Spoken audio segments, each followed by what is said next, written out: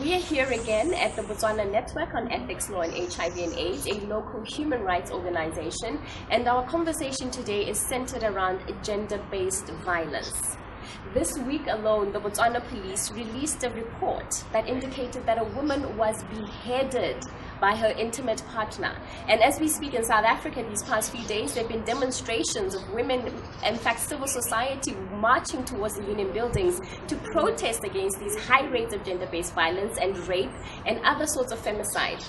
And I'm here today with the the executive director of Bonela to find out what is it, what is going on, what really is this, why are we having these high rates of gender-based violence?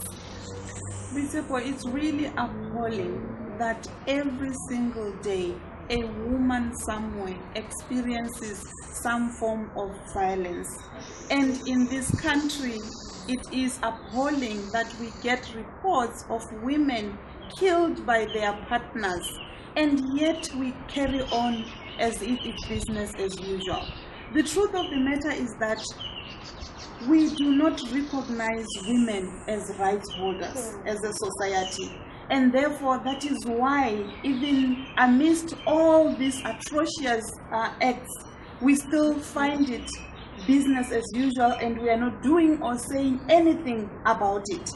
Here I'm particularly referring to political leadership. Right. This is where we need leadership to say this is an epidemic, and we need a national response that is going to address the root cause of this problem, but also enable resources that will facilitate for us to address these issues. We did it with HIV/AIDS. We can do it with gender-based violence or violence against women, as long as we have the political will, the political leadership, and also the resources to do it. Right.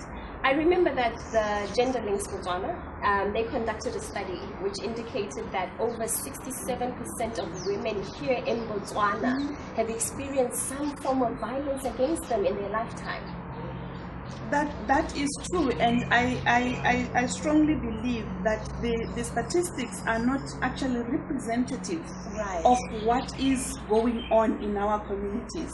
As I speak to you, we have a case that was brought into our office by a 13-year-old girl who was saying that she's afraid that her mother will be killed by her stepfather, because every single day she knows after 7 p.m. there should be some conflict which will result in her mother being beaten. Is there anything that we can do as an organization? The question is there anything that we can do as a society?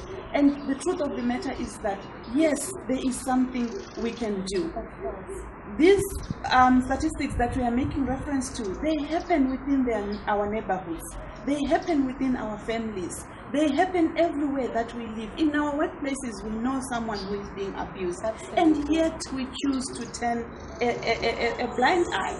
And this is where we need to take responsibility as a society to ensure that we address these issues. We have a responsibility at an individual level, at a community level, at an institutional level. We have a responsibility, and that is why we need to address these issues.